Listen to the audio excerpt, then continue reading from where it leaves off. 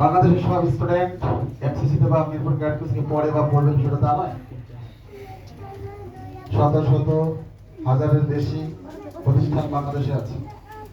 সব প্রতিষ্ঠানে আমার কাছে কেউ খারাপ না। আমার দৃষ্টিকোণ থেকে প্রতিটা মানুষ যেমন বৈশিষ্ট্যময়, তার স্বাতন্ত্রিক বৈশিষ্ট্যময়, প্রতিটা মানুষ যেমন তার নিজস্ব বৈশিষ্ট্যমণ্ডিত, তেমনি একটা প্রতিষ্ঠান তার বৈশিষ্ট্যময়। তবে এক একদিন এক এক রকম। মিষ্টির দোকানের মতো, একটা মিষ্টির দোকানে যেমন অনেক প্রকারের মিষ্টি থাকে, এক একটা স্বাদ এক এক রকম, কিন্তু মৌলিক স্বাদ কি? মিষ্টি।